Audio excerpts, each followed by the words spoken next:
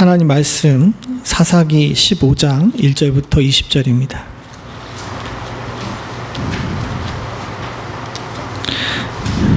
사사기 15장 1절부터 20절.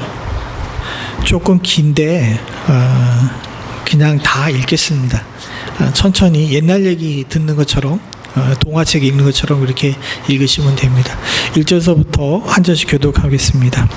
얼마 후 밀 거둘 때에 삼손이 염소 새끼를 가지고 그의 아내에게로 찾아가서 이르되 내가 방에 들어가 내 아내를 보고자 하노라 하니 장인이 들어오지 못하게 하고 이때 내가 그를 심히 미워하는 줄 알고 그를 내 친구에게 주었노라. 그의 동생이 그보다 더 아름답지 아니하냐. 청하노니 너는 그를 대신하여 동생을 아내로 맞아라 하니 삼손이 그들에게 이르되 이번은 내가 블레셋 사람을 해할지라도 그들에게 대하여 내게 허물이 없을 것이라 하고 삼손이 가서 여우 300마리를 붙들어서 그 꼬리와 꼬리를 메고 회를 가지고 그 꼬리 사이에 한 회를 달고 회에 불을 붙이고 그것을 블레셋 사람의 곡식밭으로 몰아들여서 곡식 단과 아직 베지 못한 곡식과 포도원과 감람나무들을 사른지라. 블레셋 사람은 이르되 누가 이 일을 행하였느냐 하니 사람들이 대답하되 딥낫 사람 사위 삼손이니 장인이 삼손의 아내를 빼앗아 그 아이에게 중금으로 따르기라 하였더라. 블레셋 사람이 올라가서 그 여인과 그 아버지를 불사르느니라.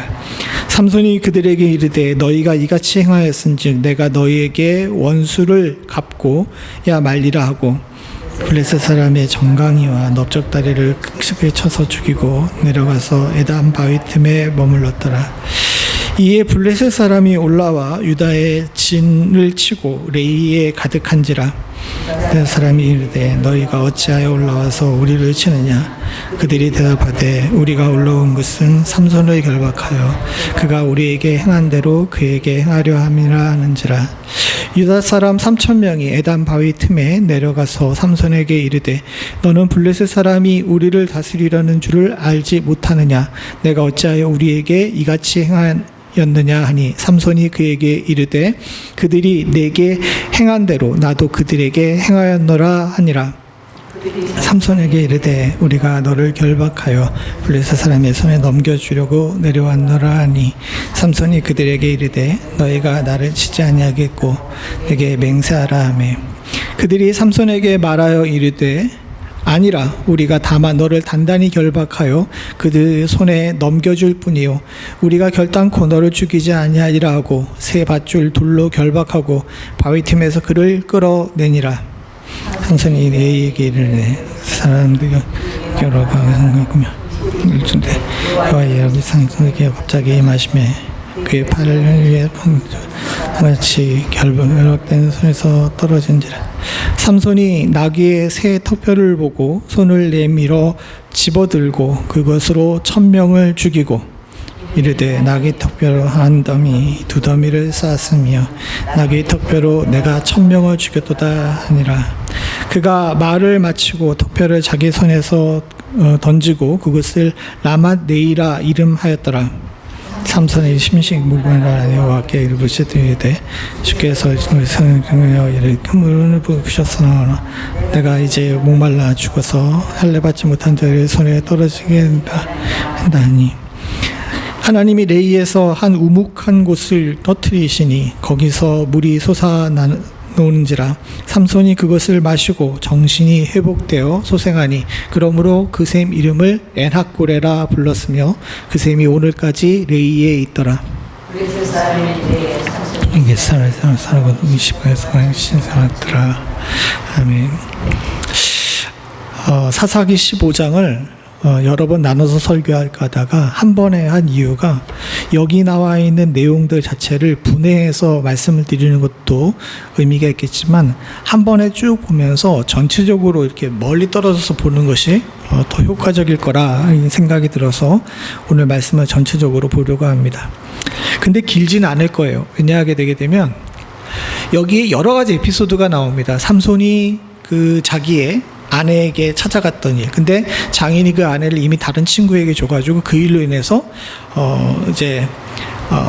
그 밀밭을 태운 일이 한 에피소드고, 또 여기에 화가 난 사람들이 가가지고 장인과 자기의 아내를 갖다 불태운 것 때문에 삼손이 또 화가 나가지고 여기에 넓적다리, 정강이와 넓적다리를 쳐서 죽인 일이 또 한 스토리고, 여기에 화가 난 이제 블레셋 사람들이 유대에게 가가지고 유대 사람들에게 이렇게 이제 전쟁하려고 했던 그 일, 그리고 삼손을 내놓으라 했던 그 일이 또 한 에피소드고, 그래서 유대 사람들이 삼손을 잡아다가 블레셋 사람들에게 줬는데 삼손이 거기서 밧줄을 끊고 나가가지고 거기서 1000명을 죽인 일, 그것이 한 에피소드고, 그리고 그 뒤에 여기에 대해서 이름을 붙이고 거기서 샘물이 솟아난 일 해가지고 사실은 여기에 나와 있는 스토리가 5덩어리나 됩니다. 5덩어리나 되는데 관통하고 있는 주제는 딱 하나예요. 인간은 하나님 없이는 아무것도 할 수 없다는 겁니다. 왜 이렇게 되는지를 우리가 한번 살펴보려고 해요. 여기 나와 있는 스토리를 제가 다시 설명하지 않겠습니다. 여러분들이 찬찬히 읽으면서 여기 내용 무슨 내용인지 잘 아시겠죠? 그리고 또 어렸을 때부터 주일학교를 다니신 분들은 이 내용들을 많이 들었기 때문에 여기에 나와 있는 스토리를 다시 얘기하지 않을 겁니다. 근데 여기에 기본적으로 깔려있는 정서가 있는데, 그 정서가 뭐냐 하게 되면요, 복수예요. 근데 복수인데 잘 보게 되게 되면 이 복수가 혼란스러워. 생각을 해보십시오. 삼손이 장인한테 화를 냅니다.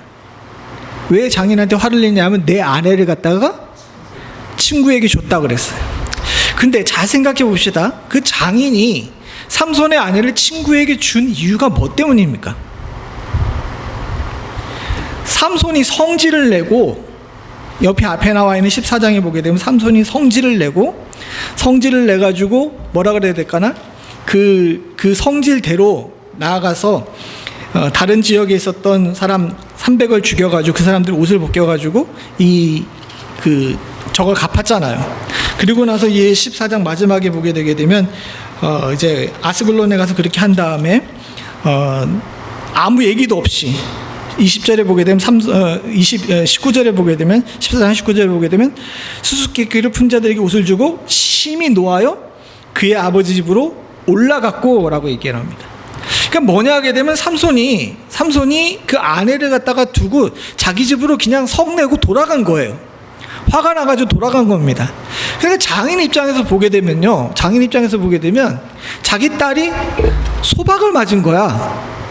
그렇지 않아요? 생각을 해보십시오. 우리가 이걸 갖다가 조선시대나 이렇게 대입을 해보면, 현대는 좀 다르니까, 그런데 조선시대 대입해 보게 되면 이게 두 집안이 서로 결혼하려고 했는데 결혼식장에 가가지고 한참 잔치를 벌이고 있는데 갑자기 신랑이 화를 버럭 내고 이게 이제 자기 집으로 돌아가 버리면 이 여자는 어떻게 되는 거야? 이게 어떻게 되는 거예요? 그 소박 맞은 거잖아요. 우리 한국어 표현대로 하면 소박 맞은 겁니다. 이 여자가 소박을 맞은 거예요.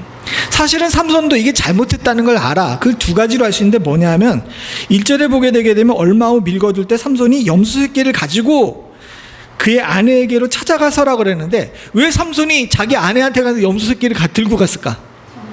예? 지금 미안해서 그런 거예요. 미안해서 그런 거예요. 더군다나 자기 장인한테 얘기를 합니다. 장인한테 얘기를 했더니 장인이 네가 미워해서 그런 줄 알았으니까 내가 더 예쁜 동생을 해라 라고 얘기했더니 3절에 보게 되면 3절을 같이 봅니다. 3절에 뭐라 그럽니까? 삼손이 그들에게 이르되 이번은 내가 블레셋 사람을 해야 할지라도, 여기까지 봅시다. 이번은 내가 라 그러는 거 보면 먼저 번은 잘했다는 거예요, 못했다는 거예요? 보세요. 삼손이 그들에게 이번은 내가 블레셋 사람을 해야 할지라도 그들에 대하여 내게 허물이 없을 것이다. 나 이번에는 분명히 블레셋 사람들 해도 누가 나한테 블레셋 사람들을 했다고 뭐라 그러지 않을 거야 라고 얘기를 하면서 했다는 그 얘기는 먼저 번에 아스글론에 가가지고 그 사람들도 죽이고 30명의 옷을 벗겨가지고 옷 벗겨온 거는 잘한 거예요, 못한 거예요? 본인도 잘못했다는 걸 아는 거예요. 아니 그러면 삼손이 자기 아내를 놓친 거는 삼손 자기 때문인데 왜 화를 내냐고.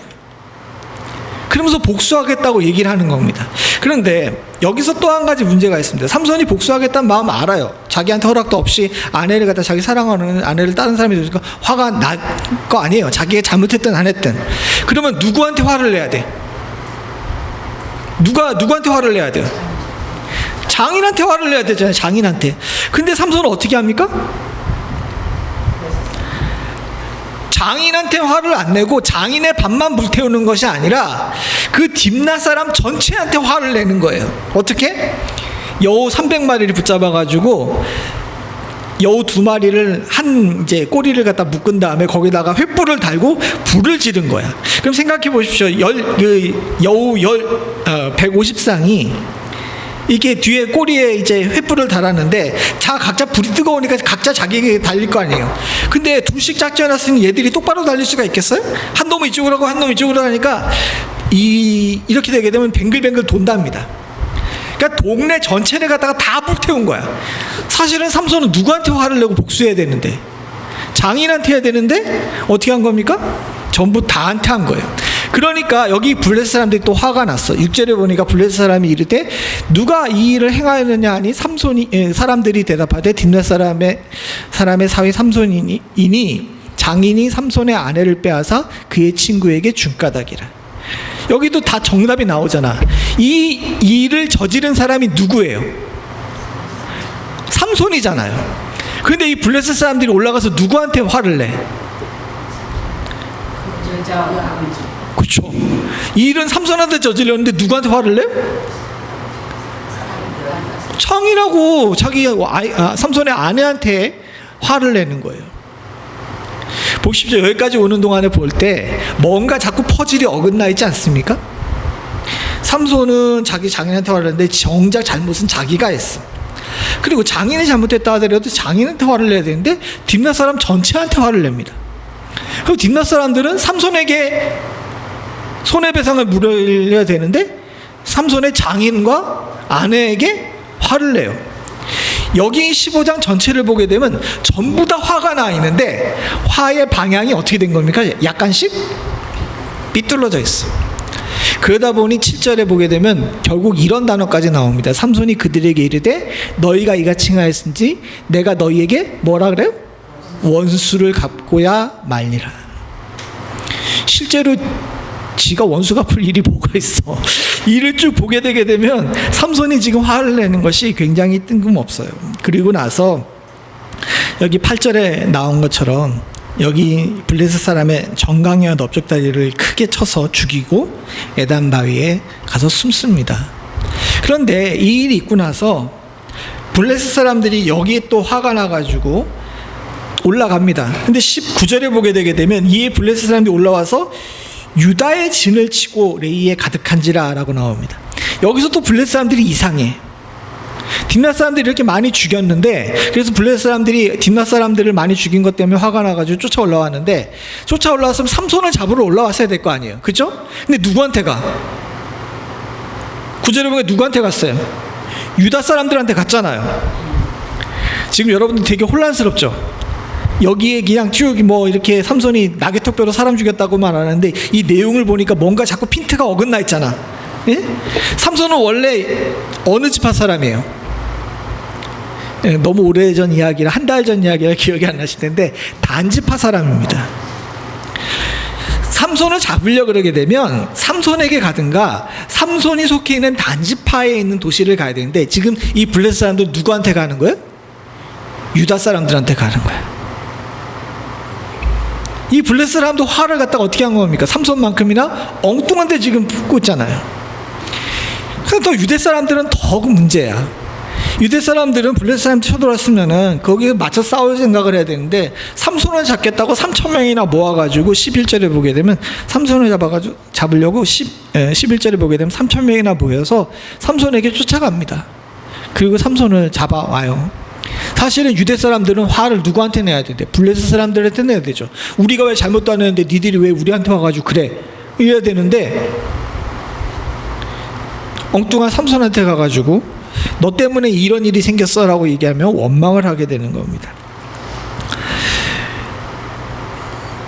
오늘 본문을 잘 보게 되게 되면 앞에 제목을 갖다가 복수와 소명이라고 잡았는데 전체적으로 내용을 쭉 보게 되게 되면 여기 있는 사람들은 다 아까 전에 말씀드린 것처럼 다 화가 나 있어. 삼손도 그렇고 블레셋 사람도 그렇고 심지어 유대 사람도 그렇고 다 화가 나 있습니다. 그러면서 다 각자 보게 되게 되면 정의롭지도 않고 도덕적이지도 않아요. 삼손은 원수를 갚겠다 그러는데, 그리고 내가 복수하겠다 그러는데, 이번만큼은 내가 옳다라고 이야기를 하는데, 또 블레셋 사람들도 화가 날만합니다. 생각해 보십시오. 자기들이 저지르지도 않은 일인데 삼손이라는 엉뚱한 사람이 나와가지고 여우꼬랑지에다가 불 붙여가지고 온 동네를 다 불태우고, 그리고 나서 거기에 대해서 화가 나가지고 분풀이 했다고 와가지고 쫓아와서 죽이고, 더 나가서 에낙골레에서는 1000명이나 되는 사람이 삼손의 손에 죽어요. 여기에 있는 사람들만 그런 것이 아니라 인간 세상을 잘 보게 되게 되면 다 화가 나 있어요. 사람들은 자체가 사는 데 있어서 원동력을 삼는 여러 가지 감정들이 있다 그럽니다. 이거는 심리학자들이나 사회심리학자들이나 이런 분들이 이야기하시는데, 사람이 감정을 가지고 산대요. 사람이 감정을 가지고 사는데, 사람이 살게 만드는 감정들이 여러 가지가 있는데 그 중에 대표적인 것이 뭐냐면 내가 사랑 때문에 산다 그러는 거예요. 내가 너무너무 힘들어도 가족을 사랑하기 때문에, 부모를 사랑하기 때문에, 자녀를 사랑하기 때문에 사는 그런 마음이 있대요. 또 한 가지는 뭐냐면 내가 꼭 성공하고야 말리라 라고 하는 성공 욕구가 있답니다. 그리고 세 번째가 뭐냐면 내가 꼭 쟤보다는 더 잘 돼야 되겠다라는 마음. 이게 지금 더 광범위하게 얘기하면 복수의 심정으로 사는 사람들이 있다 그래요. 이 외에도 여러 가지 감정이 있는데 이 대표적으로 세 가지 감정을 가지고 산다 그럽니다. 사랑으로, 아니면 성공욕이나, 그 다음에 하나는 이 복수심에 산다 그래요. 그럼 이 세 가지 감정 중에서 어떤 감정을 가지고 인생을 사는 사람들이 제일 많은 숫자를 차지할까요? 예? 다 찍어봅시다.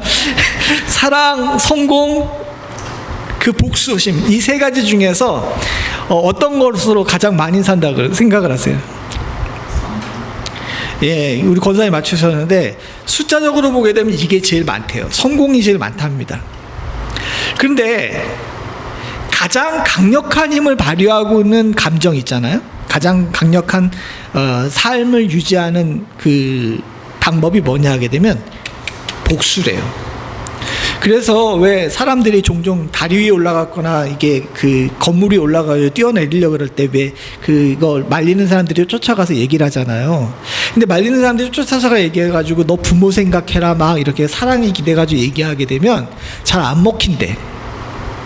그리고 너 왜 그렇게 하냐, 너 앞으로 잘 살 수 있어 라고 이야기를 하게 되게 되면, 잘 살 수 있어 라고 얘기하게 되면 내가 실패해서 여기 올라왔는데 잘 산다고 이야기하냐 그러면서 막 화를 내고 도리어 더 빨리 뛰어내린다는 거야.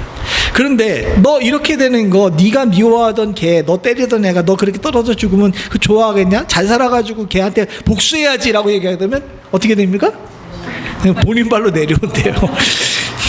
그래서 네고에이션이라 그래가지고 그걸 이렇게 얘기하는 사람들이 이야기를 하는 것 중에서 딱 보고서 제일 효과적으로 사람을 설득하는 일이 의외로 이 세 번째, 가해자들에 대한 복수심, 이걸 얘기를 하는 것이 제일 효과적이랍니다. 그러다 보니까 이 15장 전체가 그런데 15장에 삼손도 블레셋 사람도 유대 사람들도 사는 방법을 보게 되게 되면 화로 살아요. 복수로 삽니다. 그렇죠? 근데 우리도 사실은 생각해 보게 되게 되면, 잘 생각해 보게 되면 여러분들이 세 가지 감정 중에 무슨 감정으로 살고 계십니까? 원래 기독교는 이 감정으로 살아야 돼요. 하나님을 사랑하고 이웃을 사랑하는 마음으로 이걸로 살아야 되는데 이게 제대로 안 되잖아. 그리고 내면에 잘 들여다보게 되게 되면 은근히 요거 정도면 그래도 괜찮은데 요거로 사시는 분들이 참 많아요. 그리고 그렇게 살면서 격렬하게 인생의 여러 가지 일들을 잘 견디면서 사시는 분들도 계십니다. 근데 이게 무조건 잘못된 것이냐? 사실은 여기에 대해서 이 15장이 우리들에게 물어봅니다. 여기 나와 있는 사람들은 자기네 소견대로 살아요. 자기의 감정대로 삽니다. 삼손은 여기서 절대로 도덕적이지 않아요. 그리고 이 사람이 정말 잘 살았다고 이야기할 수도 없고 성경의 위인이라고 얘기할 수 있는 삶을 살지 않았습니다. 그럼에도 불구하고 이렇게 삼손이 복수로 막 정강이 뼈를 부러뜨리고 낙의 턱뼈를 휘두르고 있는데, 낙의 턱뼈를 휘두르고 복수로 살다 보니까 마지막에 20절에 보게 되면 어떻게 됩니까? 20절 같이 봅니다. 시작. 블레셋 사람의 때에 삼손이 이스라엘의 사사로 20년 동안 지냈더라. 15장을 보게 되면 1절부터 19절까지 삼손이 폭풍처럼 자기의 감정에 휘둘려가지고 턱뼈를 휘두르고 다닙니다. 그런데 그 마지막에 결론이 나온 20절에 보니까 반전이 일어나네? 어떻게 일어나는 거예요? 사사가 돼버렸어요. 어떻게 이런 일이 일어날 수 있느냐는 거죠. 아까 전에 제목에 복수와 소명이라고 그러는데, 인간은 제가 아까 전에 말씀드린 것처럼 사랑으로 살아야 되지만은 참 나쁜 감정을 가지고 사는 경우가 많습니다. 그런데 참 놀랍게도 하나님께서는 이렇게 인간들이 자신의 감정대로 사는 걸 틀고 움직이셔가지고 당신의 역사를 이루시는 것을 만들어요. 그러다 보니까 삼손은 아까 전에 말씀드린 것처럼 감정에 휘둘려서 턱뼈를 휘두르고 다녔지만은 결국은 사사가 돼버린 거야. 13장 5절에 보게 되면 보라 내가 임신하여 아들을 낳으리니 그의 머리 위에 삭도를 대지 말라. 이 아이는 태에서 나옴으로부터 하나님께 바쳐진 나신인이 됨이라. 그가 블레셋 사람의 손에서 이스라엘을 구원하기 시작하리라 하시니. 삼손이 태어날 때 삼손의 어머니에게 하나님의 사자가 한 예언입니다. 삼손은 삶이 하나님 앞에서 온전한 사사의 삶을 살진 않았어요. 감정에 치우쳐 사는 사람이었고 자기 힘을 믿고 사는 사람이었습니다. 그럼에도 불구하고 하나님께서는 당신의 계획을 이루시고 하나님의 역사 가운데서 그 소명을 이루게 하십니다. 우리도 마찬가지인 것 같아요. 우리 여기 앉아 계신 우리 성도님들과 저도 살다 보게 되면 나도 모르게 우리의 감정에 치우쳐서 살잖아요. 화내지 말아야 되는데 화내기도 하고요. 삼손처럼 화낸 다음에 쭈뼛쭈뼛 염소 새끼 들고 가가지고 아이 미안했어라고 이야기하는 그런 경우도 있습니다. 그리고 화의 방향을 잘못 잡는 경우도 있습니다. 내가 이것 때문에 화를 내는데도 불구하고 옆에 있는 사람의 뺨을 때리는 경우도 있죠. 그렇게 우리가 절제 못하고 살아요. 근데 하나님께서는 이렇게 모자라고 연약하고 부족한 우리들을 그런 삶 속에서 빚으시고 인도하셔가지고 결국은 어디를 종착지로 만드십니까? 성도라는 종착지로 만드시는 겁니다. 그래서 여러분들 나의 삶을 주장하는, 나의 삶을 바꾸는 것도 중요하지만 그건 쉽지가 않아요. 그냥 어떻게 기도하시는 게 좋냐 하면, 어떻게 기도하라고 성경을 인도하냐 하게 되면 주님께서 내 삶을 인도해 달라고 기도하라고 이야기를 합니다. 주님 내 삶을 고쳐주십시오라고 기도하는 것이 아니라 주님 내 삶을 인도해 달라고 기도하라는 거예요. 이게 오늘 15장이 우리들에게 주는 지혜입니다. 이것만 알면 오늘 이 저녁에 여러분들과 제가 걷어갈 것은 다 걷어가는 것인 줄로 믿습니다. 우리가 기도할 때 방향을 잘 잡아야 돼요. 하나님 앞에 내가 나의 삶을 바꿔달라고 기도하는 거 쉽지가 않습니다. 실제로 삶이 바뀌시는 분들도 있고 성령의 은혜로 감정과 여러 가지 모양들이 바뀌는 경우도 있습니다. 그런데요, 참 안타깝게도 그게 쉽지가 않아요. 얼마나 어려우냐 하면요, 예수님의 제자 12명 있잖아요. 근데 잘 보십시오. 예수님을 만난다면 이 사람들이 변합니까? 예? 변해요? 심지어는요, 예수님이 십자가 못 박혀 돌아가신 다음에 성령 강림 사건이 있고 나서도 사도들을 잘 그들의 행적을 파악해 보게 되게 되면요, 많이 변하긴 했지만 여전히 옛 성질대로 살아요. 옛 성질대로 삽니다. 어떻게 보게 되게 되면 우리가 가지고 있는 기본적인 성품이나 가지고 있던 여러 가지 경험에 나온 이 인간의 본성은 쉽게 바뀌지 않아요. 근데 참 놀랍게도 그럼에도 불구하고 하나님께서는 그 모양 그대로 어떻게 쓰십니까? 하나님의 나라의 방향으로 쓰시는 거예요. 그래서 찬송가에도 그런 얘기죠. 내 모습 이대로 주 받으옵소서라고 하는 찬송이 나온 이유가 바로 그런 신학적, 그 성경적 배경을 가지고 있는 겁니다. 우리도 마찬가지입니다. 옆에 있는 분들을 보십시오. 이 사람이 예수를 믿고 나서 몇십 년을 믿었으니까 어느 날 갑자기 변할 거라고 기대하지 마세요. 절대로 그렇게 안 됩니다. 그런 기대를 하기보다는 하나님 아버지 나의 인생을, 나의 배우자의 인생을, 내 자녀의 인생을 주께서 인도하여 주시옵소서. 그래서 그들의 종착지가 삼손은 사사, 우리는 성도가 되는 종착지로 따라가게 하여 주시옵소서 라고 기도할 줄 아는 그런 지혜가 올해 우리 가운데 있기를 간절히 소원합니다. 이게 쉬운 일은 아닙니다. 어려운 주제인데 꼭 한 번은 여러분들과 이 주제를 가지고 말씀을 나눠야 될 것 같아서 말씀을 나눕니다. 사랑하는 성도님들, 교회 나온다 그래서 다 착한 사람 되지 않아요. 그러나 주님께서 우리의 연약한 모습을 그대로 받으시고 당신의 나라에 합당한 자들로 주님께서 인도하시는 축복은 누리게 되는 줄로 믿습니다. 삼손은 참 안타까운 사람이에요. 그는 지금도 그랬지만 앞으로도 지 성격대로 살 겁니다. 성질내면서, 버럭버럭 성질내면서 살 거예요. 그런데 하나님께서는 그런 성격 급하고 자기 성격대로 사는 삼손을 이용하셔서 20년 동안이나 이스라엘의 사사로 삼으시고 이스라엘 마지막 자존심으로 서게 하셨어요. 우리도 주님께서 그렇게 하실 겁니다. 우리의 모습 그대로 받으시고 우리의 모습을 통해서 하나님의 나라의 역사를 이룰 줄로 믿습니다. 여러분들 이 일을 위해서 기도하십시오. 나를 고쳐달라고 기도하시기도 하지만 무엇보다도 하나님 나를 인도하여 주시옵소서라고 기도할 줄 아는 지혜가 우리 가운데 있기를 간절히 소원합니다.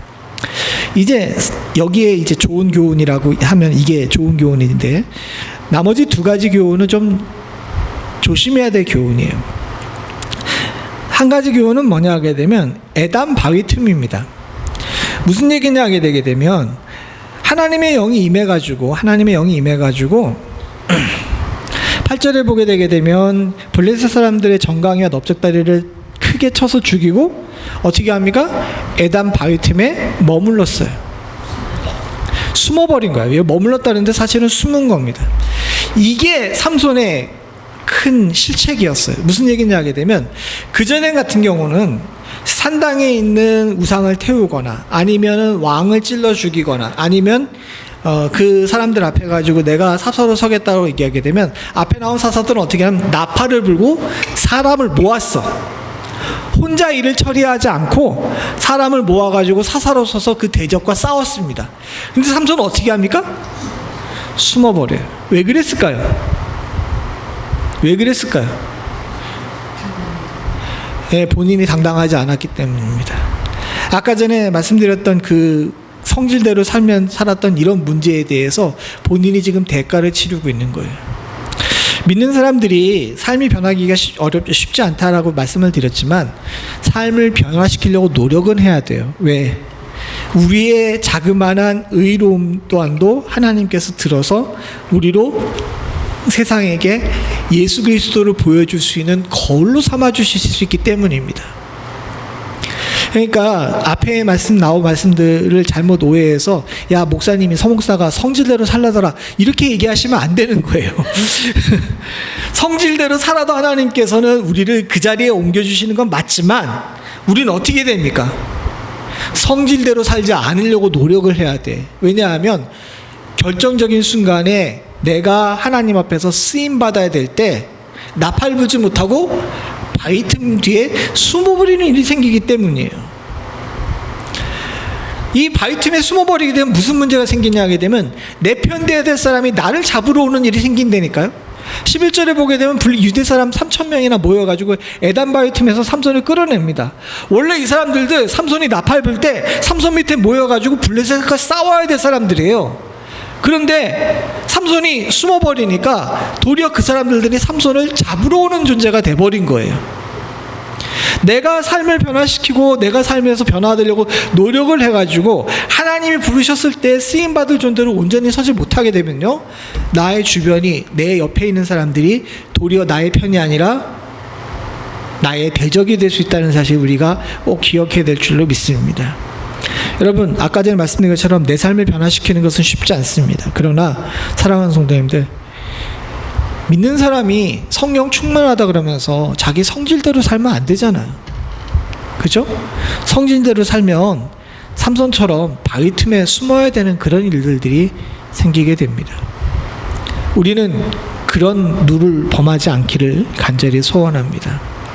삼손은 아마 좀 덜 된 사람이었기 때문에 이렇다라는 생각이 들어요. 여기 계신 우리 권사님들, 집사님들은 주의 은혜 가운데 성령 충만하시고 또 하나님의 은혜 가운데 사시는 사람들이니까 지금도 하나님께서 부르셨을 때 바위 틈에 숨지 않고 나팔 부실 수 있는 분들인 줄로 믿습니다. 왜 권사님만 아멘해? 다 크게 아멘해 아멘 하세요. 여러분 아멘 하시고, 사랑하는 성도님들, 주께서 부르실 때 바위 틈에 숨는 자가 되지 않으실 수 있기를 간절히 소원합니다. 오늘날 많은 경우에 믿는 사람들, 특별히 목회자들에게 하나님께서 너 나와 라고 이야기할 때 안타깝게도 바위 틈에 숨는 사람들이 너무 많아요. 저 자신도 마찬가지인 것 같습니다. 그 바위 틈에 숨는 결과는 결국은 비참함밖에 없어요. 동족들에게 붙들려가지고 바위 틈에서 강제로 끌려 나오는 일들이 얼마나 비참합니까? 뒤에 이 줄이 불탄 삼추처럼 하고 그런 것 말고라도 저 상황 그 자체를 보게 되게 되면 삼손이 에단 바위 틈 뒤에 숨은 것, 자기가 정의롭지 못한 사람이기 때문에 그렇게 될 수밖에 없었던 것이 민족에게 있어서 그리고 개인에게 있어서 엄청 큰 불행이었어요. 하나님이 부르셨을 때 나팔 불지 못하고 숨어버리게 되게 되면 나 개인으로도 불행이지만 가족과 교회 그리고 공동체에게 큰 불행될 수 있다는 사실을 아시고, 주님께서 부르셨을 때 주님 내가 여기 있사오니 내가 일어서겠습니다 라고 이야기할 만큼 우리의 삶을 정돈하며 사실 수 있는 축복이 있기를 간절히 소원합니다. 또 한 가지 중요한 것이 있는데 이게 뭐냐 하게 되면요, 라맛 레이와 에나꼴이에요. 좀 어렵죠? 15절서부터 쭉 보게 되게 되면 두 가지 지명이 나옵니다. 아주 상징적인 지명인데 17절에 보게 되면 라맛 레이라는 곳에 이름이 나와요. 17절에 보게 되면 그가 말을 마치고 턱뼈를 자기 손에 던지고 그곳을 라맛 레이라 이름하였더라. 라맛 레이라는 뜻이 뭐냐 하게 되면 턱뼈의 산입니다. 삼손이 이제 블레셋 사람들을 맞아가지고 나귀 턱뼈를 가지고 이 사람들을 쳐 죽였어요. 1000명이나 죽였어요. 그래서 이제 사람들을 무대기로 만들어 놓고 거기 이름을 라맛레이라고 이름 붙인 다음에 턱뼈의 산이라고 이름을 붙인 겁니다. 그리고 나서 거기서 목마르니까 이제 기도했더니 19절에 보게 되게 되면 거기서 샘이 솟아나와요. 그리고 그 샘의 이름을 갖다가 뭐라고 붙였냐면 에나꼬레라고 했죠. 에나꼬레는 부르짖는 자의 샘입니다. 여기에서 우리가 제목에 VS라고 했잖아요. 서로 대조가 된다라고 이야기했는데 왜 이렇게 됐냐면요, 잘 보게 되게 되면 15절에 라만레이라고 턱뼈의 산이라고 이름을 붙였을 때에는 이 일이 분명히 하나님의 신이 임해가지고 삼손이 턱뼈를 들고 나가서 블레셋 사람들을 쳐 죽인 거잖아요. 그죠? 14절에 보게 되면 나옵니다. 14절에 삼손이 레이의 이름에 블레셋 사람이 그에게 마주 나가며 소리 지를 때 하나님의 영이 삼손에게 갑자기 임하셨어요. 그러니까 삼손이 턱뼈를 들고 나서 그 사람들을 갖다가 쳐서 죽인 것은 무슨 뭐 때문입니까? 하나님의 영 때문이죠. 근데 하나님의 영이 임해가지고 삼손의 턱뼈를 붙이고 1000명을 죽였는데 16절에 보게 되면 뭐라고 얘기합니까? 이르되 나귀 턱뼈로 한 더미 두 더미를 쌓았으며 나귀 턱뼈로 누가? 내가 1000명을 죽였도다. 이 삼손이 항상 여기서 걸리는 거야. 그가 위대한 일을 했어요. 생각을 해보십시오. 한 번에 1000명을 죽이는 거? 이게 쉬운 일이 아닙니다. 여러분 그 싸움 해보셨어요? 우리 권사님들이나 집사님들은 싸움 안 해보셨을 텐데 저는 싸움 해봤습니다. 5대1로도 붙어봤는데 팡팡 얻어 터 맞았죠. 1대1로 싸워도 힘들어요. 그런데 한 사람이 1000명을 그냥 싸운 것도 아니라 1000명과 둘러서 싸운 것이 아니라 죽였어. 엄청난 일이잖아요. 본인이 육신의 힘으로는 할 수 없는 일인데 그와 같은 일을 했어. 그러니까 자기가 얼마나 잘났다는 느낌이 들겠어요. 그런데 내가 1000명을 죽였다고 했는데 사실은 내가 1000명을 죽인 것이 아니잖아. 안타깝게도 저 라만 레이에는 하나님에 대한 감사와 하나님께서 내게 힘 주셔서 이와 같은 일을 했다는 신앙의 고백이 없습니다. 사실 우리 인생 가운데 라만 레이로 사는 경우들이 많아요. 잘된 일은 다 누구 탓이에요? 예? 내가 잘나서 그런 거지. 잘못되면 다 누구 탓이야? 예? 네 탓이잖아. 하나님 탓하고 그러잖아요. 잘 될 때 감사하는 사람 쉽지가 않아요. 다 라만레이로 삽니다. 근데 참 웃긴 건 뭐냐 하게 되면 그렇게 라만레이로 하면서 내가 다 죽였다 이렇게 얘기를 했는데, 그리고 나서 18절에 얼마나 웃기냐 하게 되면 18절에 삼손이 심히 목이 말라 여호와께 부르짖으며 이르되 주께서 종의 손을 통하여 큰 구원을 베푸셨으니 내가 이제 목말라 죽어서 할례 받지 못한 자의 손에 떨어지겠나이다. 판판이 이기고 승리할 때는 내가 죽였다라고 이야기했는데, 이제서 본인 급하니까 본인이 목마르니까 뭐라 그럽니까? 종의 손을 통해서 이 큰 구원을 베푸셨으니. 좀 일찍하지. 그랬으면 라만레이의 교만이 없었을 거 아니에요. 에나코에 부르짖는 자의, 회개하는 자의 셈이라는 뜻이거든요. 회개하는 자의 셈이 생겼는데 그 전에 라만레이가 없었으면 얼마나 좋았을 거야.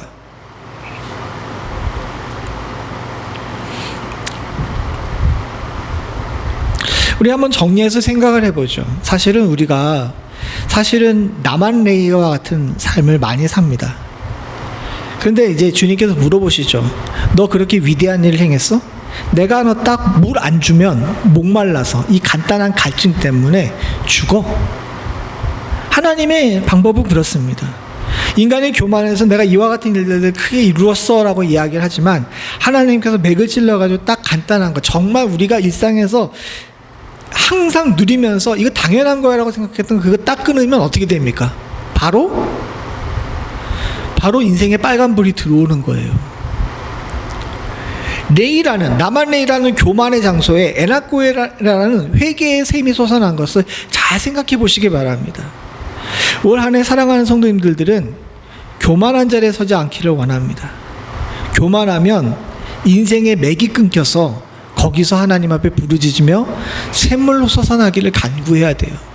물론 주께서 긍휼을 베푸셔서 분명히 우리 삶에 샘이 솟아나게 하실 줄로 믿습니다. 그러나 그 전에 잘하면 되잖아요. 그러면 굳이 갈증을 느낄 필요도 없고 굳이 인생의 쓴맛을 보지 않아도 되지 않겠습니까? 사랑하는 성도님들과 저는 올 한 해 겸손한 마음으로 살아서 주의 은혜 가운데 어려운 일 당치 않고 항상 주께서 부르실 때에 일어나 나아가 주의 일을 잘 감당함으로 말미암아 주께서 주시는 복을 온전히 누릴 수 있는 축복이 있기를 간절히 소원합니다. 15장 전체를 보게 되면서 저는 많이 회개를 했습니다. 그러면서 왜 그렇게 저의 대학 때 설교학 교수님이 생각나는지 모르겠어요. 그래서 오늘 홈페이지 저기 인터넷으로 서치해봤더니 그 교수님이 올해로 99세더라고요. 5년 전에 풍을 맞으셨는데 그래도 생존하셔가지고 100살까지 사시려나 봅니다. 내수동교회 박희천 목사님이신데, 그 목사님이 졸업한 이후에 한창 사역할 때 개인적으로 목사님을 만난 적이 있어요.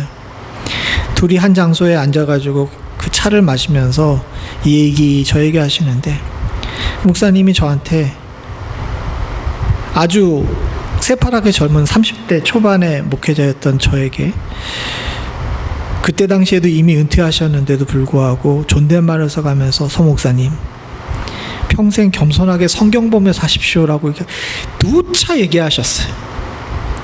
오늘 본문의 설교를 준비하면서 왜 그렇게 그분이 그렇게 생각이 많이 나는지 모르겠습니다.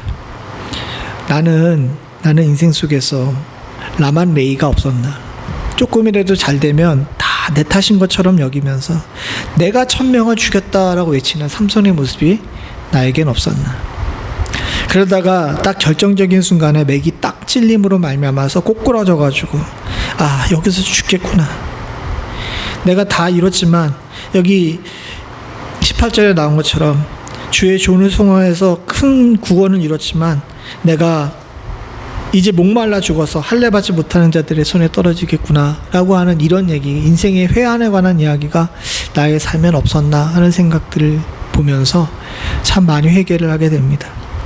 사랑하는 성도님들, 내가 이루었다라고 이야기하시지 마시고 항상 깨어서 겸손하게 말씀 보면서 주님께서 내게 다 하셨구나라는 그런 마음으로 사시면 주의 은혜 가운데 여러분들의 올 한 해의 삶이 형통하고 복된 삶을 살게 하실 줄로 믿습니다. 저처럼 살지 마시고, 제가 회개한 것처럼 그렇게 하지 마시고, 여러분들 모두가 다 그 전에 지혜로운 삶을 사셔서 하나님께 영광 돌리실 수 있는 은혜가 있기를 간절히 소원합니다. 같이 기도하시겠습니다. 하나님 아버지, 감사합니다. 주님의 은혜로 저희들 살았고 앞으로도 주의 은혜로 살게 될 줄로 믿습니다. 주께서 우리들에게 힘주셔서 정말 절박한 순간에 하나님 아버지 감당할 수 없는 대적을 이길 수 있는 힘을 허락해 주셨건만, 하나님 내가 했다라고 이야기하며 교만한 자리에 서서 하나님 주신 은혜를 다 까먹고 결국은 다시 울면서 하나님 나한테 샘물나 솟아나게 해주세요, 샘물 솟아나게 해주셔서 날 좀 살려주세요 라고 하는 그런 모습이 저희 안에 없었는지 돌아보게 하심을 감사드립니다. 하나님, 바라고 소원하기는 우리가 주님 없이는 살 수 없다는 사실을 기억하고 살 수 있도록 주님 도와주시옵고, 내가 내 감정대로 살지만 결국은 하나님의 종착지가 우리 앞에 있음을 기억하고 그렇게 삼손처럼 좌충우돌로 살기보다는 하나님 아버지 정말 시편 1편에 나와 있는 복 있는 사람이 따라가는 의의 길 복된 길을 온전히 걸어갈 수 있는 축복이 저희들 가운데 있을 수 있게 하여 주시옵소서. 하나님, 그러나 우리 인생 우리 뜻대로 되지 않습니다. 그럴 때마다 빨리 애낙고래 할 수 있는 은혜가 있기를 간절히 소원하오니 우리로 주께 부르짖고 회개함으로 말미암아 우리 인생의 여러 절벽 가운데서 샘물 만날 수 있는 축복 또한도 허락하여 주시옵소서. 올 한 해 주의 사랑하는 성도들, 특별히 오늘 이 수요 예배에 나와 주님의 말씀을 듣고 함께 기도하고 찬송하는 성도들에게는 이 애낙고래의 축복이 있기를 간절히 소원합니다.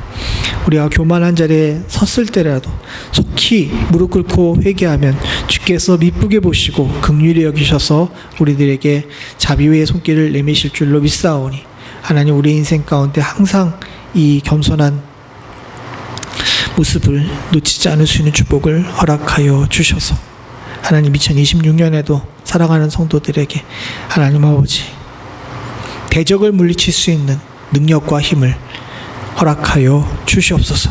모든 말씀 예수님의 이름으로 간절히 기도드립니다. 아멘.